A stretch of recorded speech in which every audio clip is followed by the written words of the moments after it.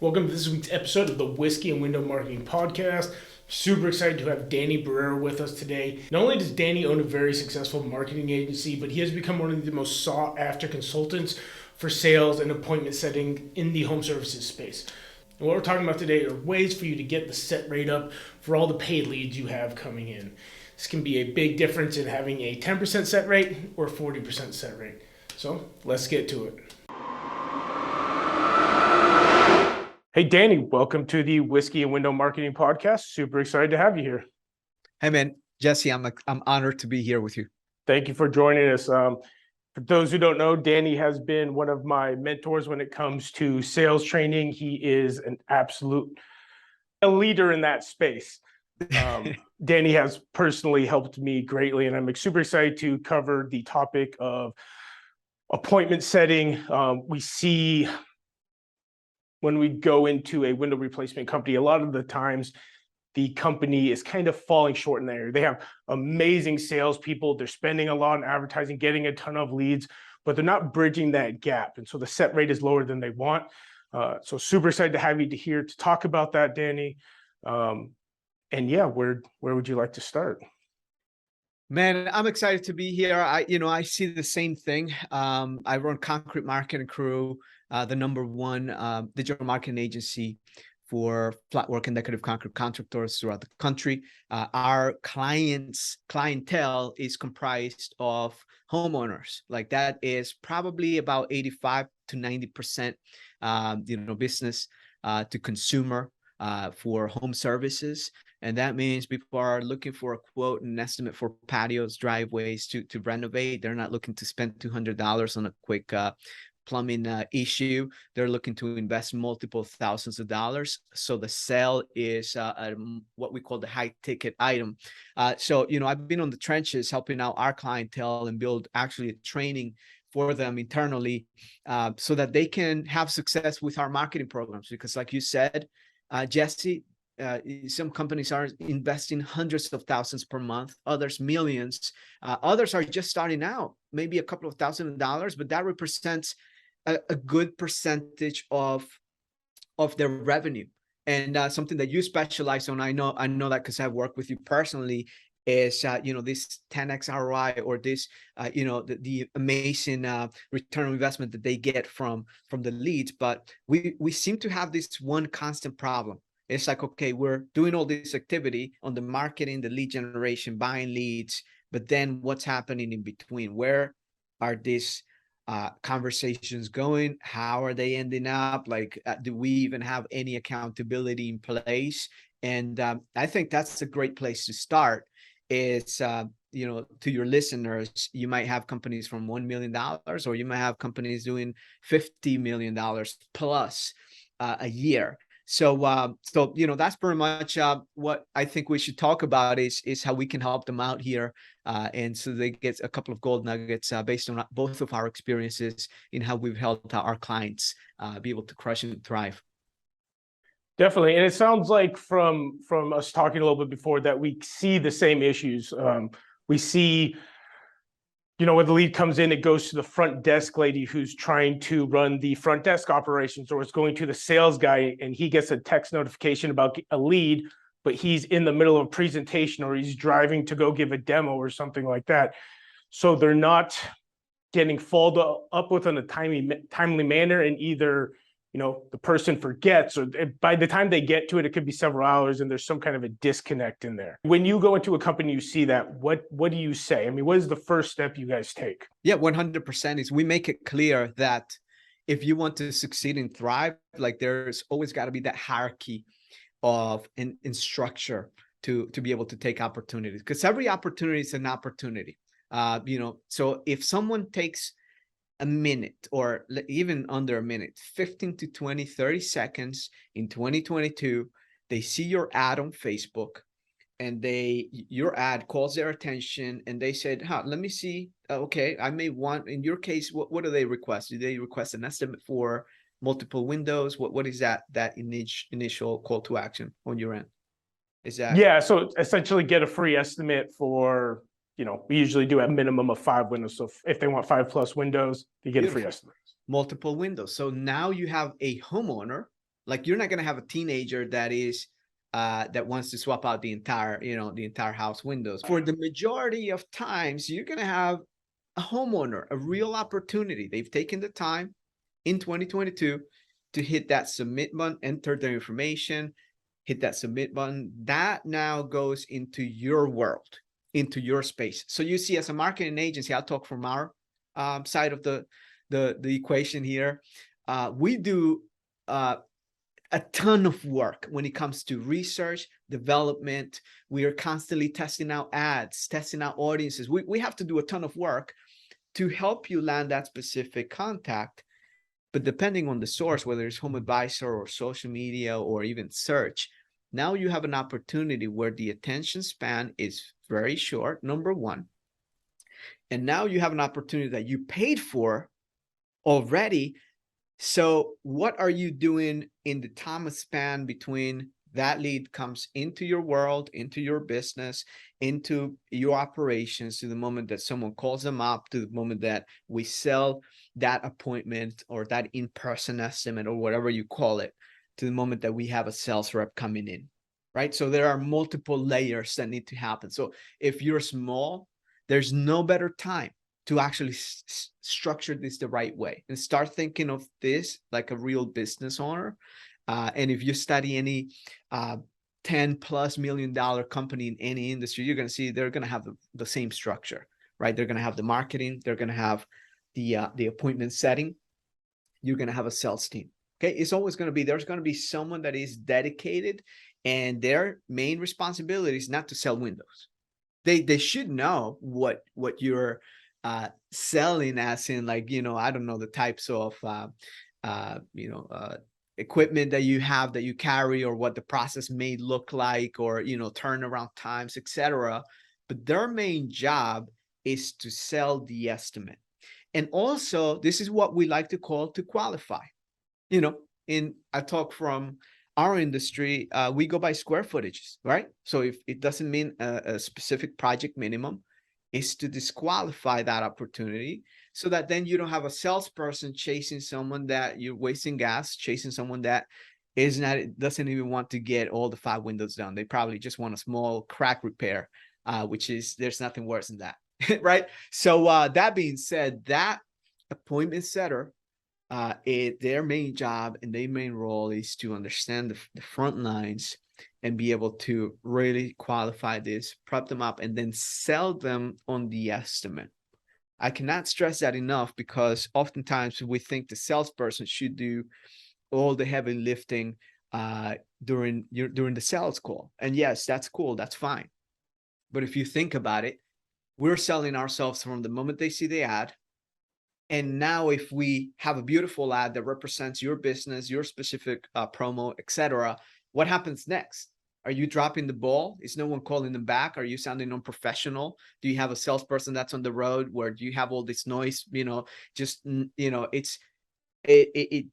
really doesn't convey the professionalism or the value that you bring to the table. So this is a value bringing stage right here. Lead, value bringing stage, professional.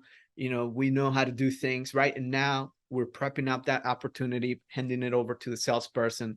Now the salesperson, not only can we hold them even more accountable, because we know every lead is even more valuable because we've vetted them, we've had some treatment, but now, we have a process. And when you have a process and a system, it's scalable. When you take a lead and you just shoot it over to your salesperson, and they're on the road and they have 20,000 things, and they're putting gas, and they're grabbing lunch, and they have kids, and they have wives, and they have families, and they have problems, man, what are you doing? Right? So it is a matter of starting to think a little bit more strategically. And yes, in the beginning, it's going to be, it may seem like it's costing you more. But what is it costing you if you're spending thousands of dollars in advertising to hire someone for $15, $17, or $18 an hour to work the phones for you and just be dedicated? And your job is to hold the marketing company accountable for leads, and their job is just to work the leads as best as they can. And then you can make the salesperson even more accountable. So I would say, like, that's one of the biggest things on the front lines. Just thinking about it that way, especially when you're smaller, may seem like things are as an expense. In my world, if you want to turn every opportunity into a real valuable opportunity and a true ROI, you have higher chances if you put something in the middle that helps you work that relationship along the way. One last thing before we go into your next question is, once we have that appointment setter, this could be the same person that could either remind the homeowner, we're about to hit your home, right? We're about to, hey, just want to confirm John is going to be there tomorrow at 2 p.m. Want to make sure that you're there. And this is what's going to happen next, right? Setting the expectations. So not only did we set the appointment, but now they have themselves a calendar where they're saying, geez, we got to work these estimates here. And maybe you want to use your receptionist for that. That's cool. But at least you have a process that's just not winging it, right? That's just not. So I can say this, you can make millions of dollars and make a ton of money in the trades. A ton of money. Like sometimes I want to open up my own shop. When I hear some of this revenue, I'm like, man, come on, dude. Like we'll crush it. Just because of this kind of thinking. Yeah, man. So that's pretty much what I would say to some of the specific frontline type of situations that could help out to these businesses, how to structure that better. That makes sense? Yeah, 100%. And there's something you touched on that I preached that I kind of wanted to go back and I guess revisit when you said, essentially every part of the sales process, the entire goal is to move them to the next part of the sales process. And we'll listen to calls that they're trying to do way too much. Like the point of the ad is to get them to the funnel. The point of the funnel is to get the information. The point of that is to go to your appointment setter, blah, blah, blah, down the line. And then we listen to these calls and they're like trying to make the sale over the phone before the sales guys even got out there, or, so that's, I think not enough people understand that the entire point of, let's say, the appointment setter is just to get your demo to happen, is just to get your sales guy in the door. It doesn't have to be this crazy complex system that you have. Like they're there to set an appointment.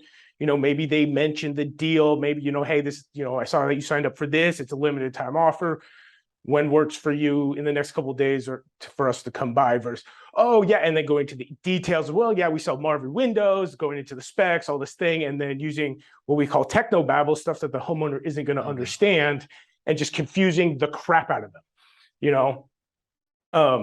yeah. and that's if you want to write this is like a writer down, it's something that's made me a ton of money. A confused mind will not make a decision. And you think that what value is, sometimes we're thinking about value as in like, I'm going to dissect and break down everything about our product and service. And that's not what value is. You know what's valuable? You have problems, concerns, situations that you need addressed. And if I find out what those are for you, I can create an easier sell for myself. Why? Because I already know what you're struggling with. Hey, I already know your concerns about a product. Is it lifetime? So a simple question like Mr. or Mrs. So-and-so, or Joan, or Rick, or Larry. Just curious, what prompted you to request an estimate? What prompted you to respond to our offer? Oh, they're going to tell you. They're going to start dropping bombs. Like those are the bombs, and those are gems that if you grab them through your sales process, you put notes on the CRM. Oh, wow, a tornado or whatever else, whatever conditions happen in their world, in their lives. Maybe they just bought a new house and, oh, wow, what's important to you about having new windows, right? So now we can start digging in to find out what that is, and then lead them to that just next step, right? That initial next step. Here, I was sharing this. I'm going to go a little bit sideways here, but in our world, I'm talking from digital marketing, but it applies to every industry. We get their permission to communicate through an advertising campaign. Our next step is to engage or communicate in multiple ways. I'll share with you some of this stuff that works in the trades that no one else is doing. And if you're there to do it, you're just going to make a ton more money. And then they're going to make partners like Jesse, who specialize in your niche, in your industry, just help you make a ton more money. Guaranteed. Then there's the engagement stage, and then there's this decision.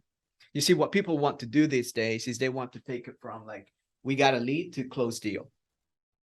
right? A lead from stage A to stage D. But what if we have a system here, and this is where that validation is like sometimes you have to, the next win right here is just make sure we understand the prospect or the customer the right way. We understand their true needs, and we kind of slow it down. And when they have questions that are more technical, yeah, we're gonna have Bob on the appointment walk you through all the details, actually bring you samples or whatever it is. Like you help me out here, Jesse. Whatever it is in their world, really engaging them now, and we remind them of the things that got them interested. So I could say, hey, Mr. Larry, I see that Jesse here left some notes for me, before coming in here. I was just checking out, you guys just got a new home, is that correct? Like, we go through that now sales process here, right? And you see how it's now, it doesn't feel like it's high pressure, but it's engaging, right? It doesn't feel like we're there like used car salespeople just trying to close a deal, or like the old school stockbrokers that used to call you on the phones and just do 200 dials a day trying to get someone to buy penny stocks. That's not what you sell. You sell transformation. But transformation to what? Because transformation to a building, anyone can do. You can find a lot of people on Google, I bet. Right? You type window replacement one time, and now you see like 20 ads on Facebook. Right? But what if we make that transformation unique to the prospect that raised their hands in the beginning? And we make it unique for them. So that's really what we're focused here on. That next step is just, okay, let's get you from point A to point B. And then now we can move into the next step, right? Which is the sales conversation. If everything matches, like, let's say one of the good things that we've noticed, like, used besides like a promotion or something like that, is like, let's say it's the middle of summer, we're advertising in Texas. A good thing is, keep the AC in your house. We can run an ad for that, and then we send a note when the lead comes into the appointment center saying this is the pain point that they clicked on, that they're interested in. It makes it easier for them to go down that line, and like you said, a confused mind says no. So if we have buy four get two free, and then your appointment center's like, hey, it's too hot outside, and then your salesman says something else, like the close rates can be so much lower. Yep. I don't know where this quote came from, but there's a saying like that. This setting might be a little bit. Some contractors or some business minds out there might think like this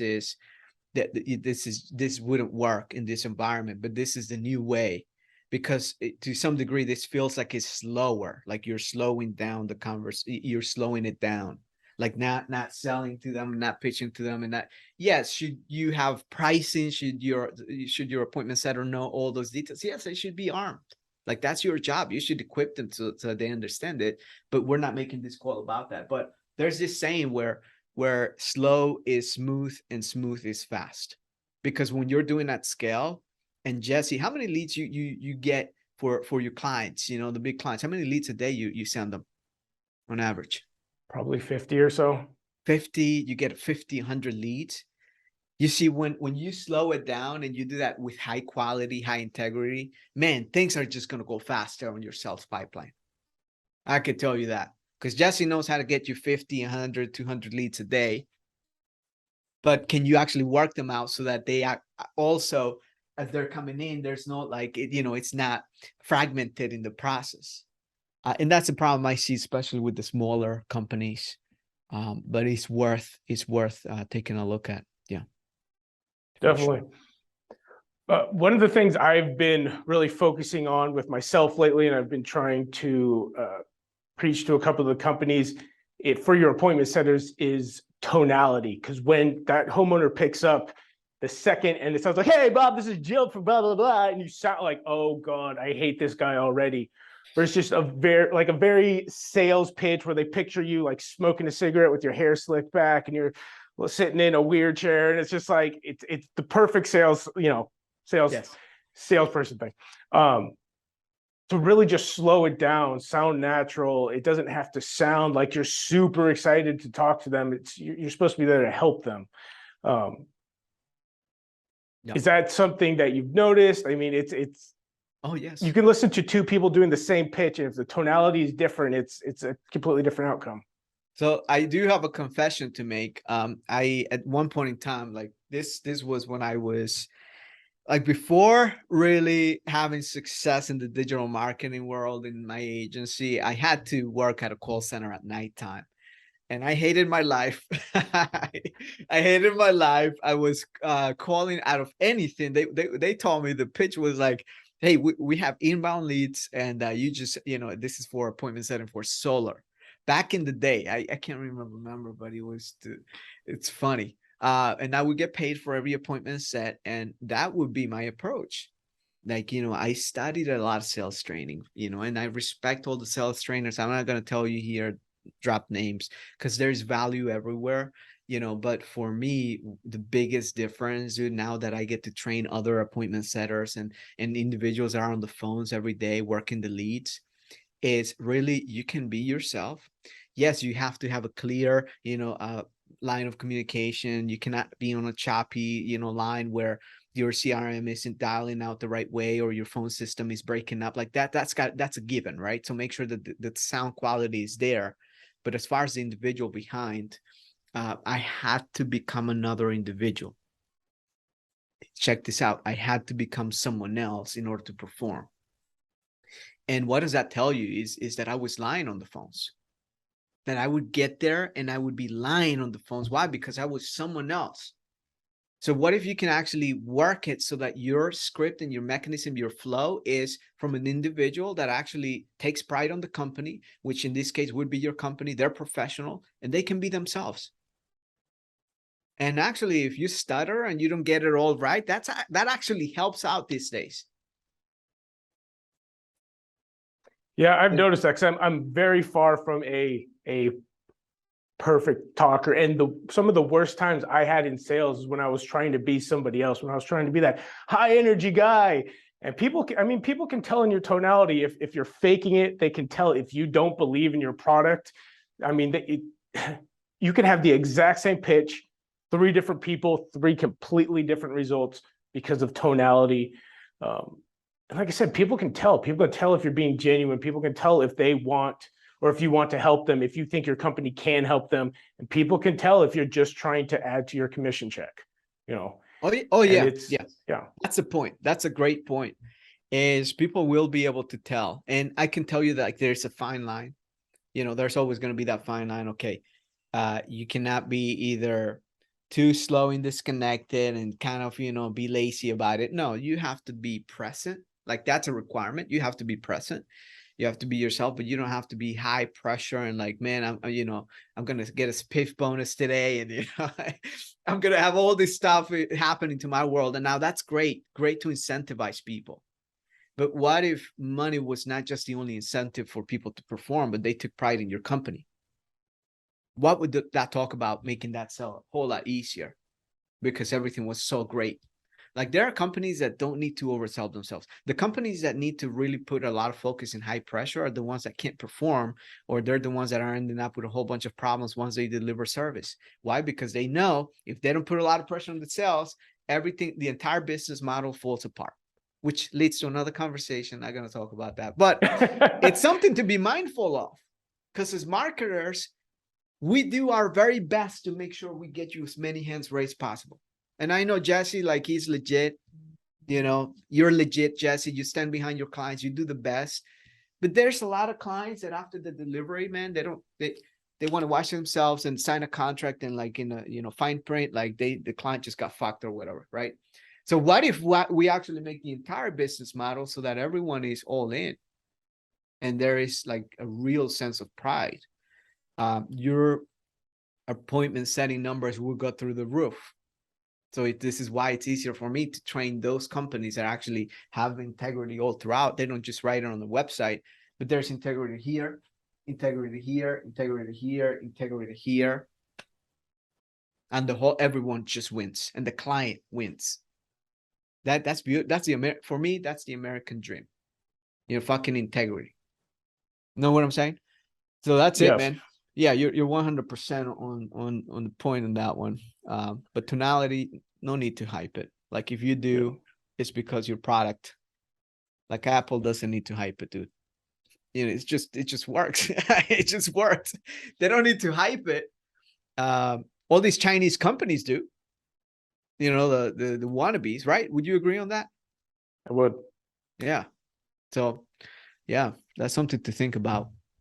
That's a good point. Tonality, don't need to like the old way of appointment setting. That's dying out, and it will continue to. Yeah.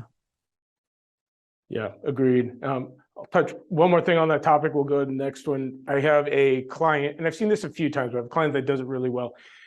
He has an appointment setter, and she doesn't get paid a commission because he does not like high pressure, any kind of like high pressure sales tactics, which is actually marketing material for us because people feel much more at ease when you can say genuinely there's no high pressure tactics, you're going to feel good.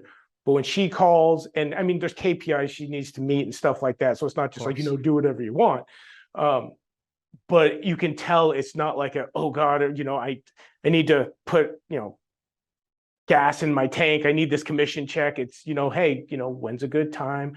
How can I help? What are your problems that we can fix? Kind of, and she does the same thing. She gets some ammo for her salespeople, gives it to them. And when they go out and they don't do a high pressure sales, there's no, hey, if you sign right now, we can drop it to this, or, and they almost have zero cancels. It's amazing. Let's stop there difference. for a minute. Let's stop there. Because this is what I was just talking about, integrity at every step. If your salesperson has to get drugged out at the end of the day and go out to a bar because they want to forget about the entire day, how bad it was, they bring home all the problems and the stresses of not being able to close deals. Why? Because they're put against the wall to perform in a broken aspect right here or whatever else it is, or clients upset. You're going to have people that you're going to have an incredible high friction, and you have to check yourself out there. Like, what type of business do you want to build? Like, are you actually scamming people, or are you actually taking pride in what you're doing? In which case, it sounds like it's a scenario. Company that takes pride at every level, the low cancellations. So that's a topic in itself. Increase decrease low cancellations, right? Yeah, but that's it, man. For sure. Yeah. Yeah, we no longer a client, but worked with a company that almost had a 50% cancellation rate. And I was just like, what are your sales guys doing? Like that's insane. We worked with them for a good long while to point. It was like I felt bad because like obviously ethics weren't a thing. So marketing, getting people to raise their hands cannot fix your delivery problem. Yeah. Oh, very true. There's no agency that's going to save you. No marketing company, no partner, no lead generation. And I'm going to tell you, like, I worked at call centers, and like, I didn't know what people were doing behind the scenes, where that lead even went. Like, I don't even know, but it didn't sound that great afterwards. Like, So, there was one day I actually Googled the company. I'm like, man, what am I doing here? Am I actually a scammer or something? So because you go and see all the triple B, like negative reviews all throughout. I'm like, what's going on, man? Yeah, man, that's a great point. That's an incredible point. And for those of you listening, you're legit and you want to go from like that 1 to 5 or $5 to $10 million. Find a partner that can help you really build your reputation and your presence, like Jesse, or they know the game, they know how to get leads, and work throughout this whole thing, man, and you're going to make a ton more money. Guaranteed. Like, that's just it, man. Yeah. So we've got probably 10, 15 more minutes. I know you talked about some actionable steps that people could take when it came to, when the lead comes in, some different follow-up that you guys did, trying to get them on the phone and get the appointment set. Could you go over some of those? Yeah. So let's talk a little bit about mechanisms for communication. And Jesse, could you clarify, like, do you provide a CRM to your clients? What's usually the scenario in your world? Normally, the clients we work with already have a CRM in place. Mm-hmm. But we do always put them in our CRM as well, so follow-up can be done, and we set up our own process for exactly what you're going to talk about. So we do have a CRM, and I'll try to make it as relatable as possible. But really, the CRM is where it's at least for the appointment setter. So step A is really the appointment setting, is where the communication starts. I'll tell you, most companies probably do the call, right? Most pick up the phone and call once. Some send a couple of emails. Some are starting to or trying to get into SMS communication, which I know, Jesse, you have an incredible system for that. And what we've added here is a selfie video. This is, if you're a reputable company, what would be best, or what would be better than just having the owner of the company record a video once, and every lead that comes in gets a selfie video from the business owner that says, hey, this is Mr. Bob Smith here from ABC Windows. I see that you requested some information. What's about to happen next is I'll have one of my assistants, you come up with the name for your individuals, one of my client success reps or one of our window remodeling specialists, give you a call, get in touch, get a few details so that we can get you that free quote. But if you have any questions, feel free to text me back. I personally check these messages and looking forward in here and, whatever. And then check out our reviews on Google, right? So you set the frame. Now imagine someone, I want you to think about this strategically. This is talking about digital marketing strategy and engagement and conversions, right? Someone is on Facebook. They're used to seeing videos on the phone. Is that where most of your conversions happen, Jesse? On the phones, on mobile devices? Now they see a text message. Oh, look, who's this? Oh, this is just a video. Let me play it. They're used to seeing the video in this format. So having a selfie video just conveys the power. Now you also give the homeowner that sense of comfort that they're in control, right? So you have to really make it so that the homeowner or whoever is the prospect for you has to be in control, but you control the process. They're in control of like their own selves, right? You're not pushing them, not pressuring them. So you told them what is next. Then you have some emails coming out. The first email is another welcome email. It's a little bit more branded, etc. You just have your company name, etc. You can still have the homeowner address that email. Make it simple, but two links that I like to have in the emails. In the first one, thank you, right? For requesting an estimate. Here are the next steps. We always remind them what's about to happen next. And then the first link is check out our reviews on Google and Facebook, right? That's kind of like the same. Or you might have that testimonials page on your website, which I know Jesse has a great program for that, like the review growth program. If you don't have one, just get it working, because it's going to make everything easier for you. So we send that link for them to check it out. And then another one that works in our industry, I don't know if it would work on yours, is the galleries page. Why? Because we want the homeowner to start looking at the work that we've done. All right. If you don't have like a galleries page, I know like you got to get a professionally done video that talks about the transformation you had a specific project or etc. So like if you don't have a galleries page, definitely like a video or that would work great. It's one of the best emails frameworks that we've had so far is when we send that one out first. And then we have the text message that goes out immediately, like so this happens immediately, then this happens like 3 minutes later. Okay. So again, this is happening like 3 minutes later. And I know Jesse CRM, it's got the ability to do all of that. So text message, it says, now it comes from the appointment setter. Hey, this is so-and-so. I see that you just requested information for, and then we insert the fields that they filled out. Is it for 5 windows, 10 windows, etc. for an estimate? And we engage them. Can you tell me a little bit more about the project? Something we like to do, especially if they're coming from a Facebook ad, is actually send them a picture of the Facebook ad that they submitted right on that text message.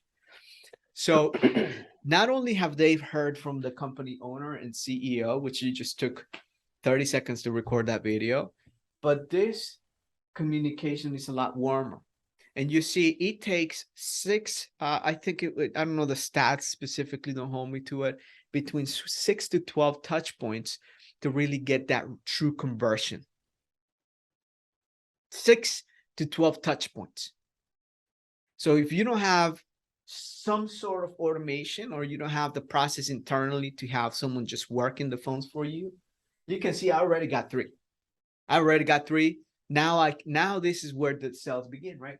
Now I have someone on the phone following up and connect with that prospect. And I'm going to tell you the trend that I'm seeing in certain areas of the country is SMS is one of the most engaged mediums. Even in some cases, we're booking estimates via SMS. People are sending addresses. People are like, everything is working through SMS, and they don't want to pick up the phone. It's weird as shit, but it is what it is. But now they've seen our videos, they've seen our reviews, they've seen the company owner. We're selling them through SMS, and now someone is showing up there, and we have an entire follow-up to an estimate follow-up sequence that reminds people of what it is, etc., to convert, and then we try to get someone in there. So again, this point is to establish the communication, right? Might feel overwhelming if I am talking to someone that's on the other side that just wants to have something happen right now. Okay, we're in 2022. August 5th that's today's date. We're not in 1999, where you could just call someone 5 times and then kind of see. That gets annoying pretty quick. So now this is where our conversations framework comes into play. All right, how are you coming across on the phone? So I would say, hey, Jesse. Hey, is this Jesse? Hey, is this Jesse? Right, very basic. Try to engage them. Hey, Jesse, this is just Danny here with ABC Windows. I see that you've just responded to a Facebook ad regarding possibly getting, and then you reinstate the offer. Like, that's part of the offer has to be congruent with what I'm calling, right? That's, you got to let your appointment setter what offer it is, or when the appointment setter gets that notification, it tells them, hey, they want this offer, right? So your system has to have the ability to let the appointment setter know those details. So now they're reinstating what offer they responded to. I see that you've just responded. This is still a good time. This is got a quick minute. And now we go into this finding the opportunity. Just curious, what got you interested? Like, I'm not jumping into like, hey, how many windows you want exactly? No. Hey, just curious. What caught your attention about that Facebook ad? Just curious. What was it about what was it about the ad that caught your attention? Because now I'm getting to the whys. Why? You're going to have probably about a 50% get right to it. You're going to have a 50% that tell you like some baseline level answer. But what I want to know is their true motive. Is there an event that happened? Did they just purchase a home, or they're about to sell a house? So there are so many scenarios. What scenarios would you say, Jesse, surround a new window install? Yeah, I'd say bought a new house, sold a house. It's getting too hot or too cold inside the house. Let's say there's windows leaking, stuff like that. Just really old single pane windows is a good one, and easy to sell or set an appointment. Yeah, perfect. So if you're asking them, so I'm just curious here. I don't mean to be intrusive. Just give me a ballpark. What's your electricity bill, or what's your heater bill running like these days? Okay, got it. Right. And now I'm in a conversation where this is more consultative than actually high sales pressure. Hey, good afternoon, Mr. So-and-so. I see that, you just respond. Right. Come on, dude. Come on, bro. Like, I'll pay attention to the person that wants to connect with me. That one, rather than the one that just got to get it done because they got a bonus in, you know what I'm saying? Yeah.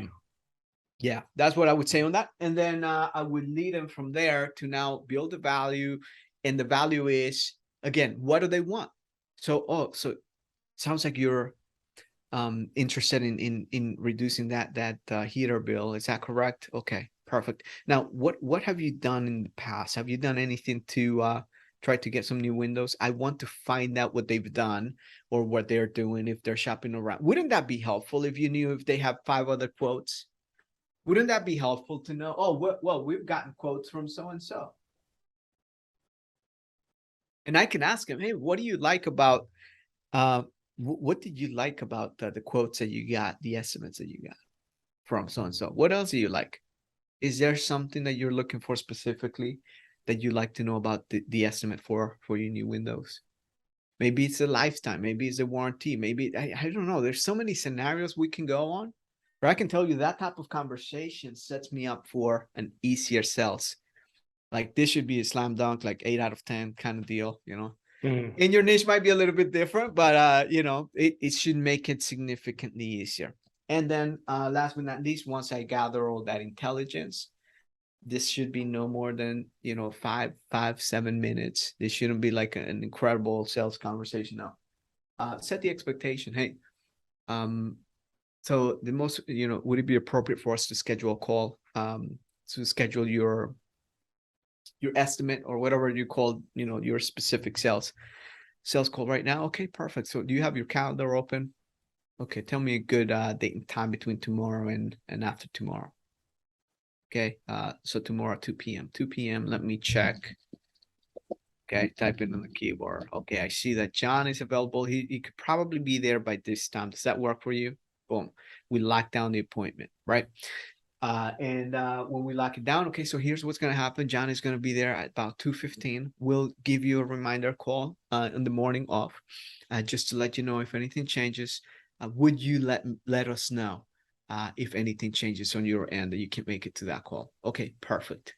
We'll be in touch. Any other questions? Okay, beautiful. Looking forward to seeing you tomorrow. Cool. How much trust, value, and just the sense of comfort do you think a homeowner feels that way versus being pressured into a sales call for that next day? What do you think, Jesse? Huge difference. And like we talked about, your tonality was the biggest thing. It was calm, it was reassuring, it wasn't, you know, high pitched, fast talking sales. And I mean, I think if people, besides actually you know, making sure you have an appointment, a dedicated appointment center, if people take away one thing from this, tonality. Yes. You don't want to be that salesperson. You certainly don't want to be that salesperson. I'll tell you though, if you're like, have your and again, look, team, everyone listening, I understand there are revenue goals and you want to crush it. But if you put your customer at the heart and center of what you do in your business, and you actually map out an incredible solution that fits their need, it should be a no-brainer. It should be like people should want to get an upgrade with you. That's how it should feel on their end. Whenever the next one comes out, I don't need to think about it. I want it, dude, because this one worked pretty well. You know what I'm saying? So what if this conversation worked pretty well? They like what they see. They're backed by the reputation. They're not going to ask you for how many. Can you send me some referrals from your customers? You already started to address that here. In, you know, in the appointment setting stage, right? Messaging, emails, etc. Again, I know, Jesse, you have some tricks right there to make this work even better. You know, I know you have an incredible platform that you've shared with me, but yeah, it's a no-brainer to think about it this way in 2022 and moving forward. Yeah. Mm-hmm. Agreed. It's definitely a lot of people stuck in 1999.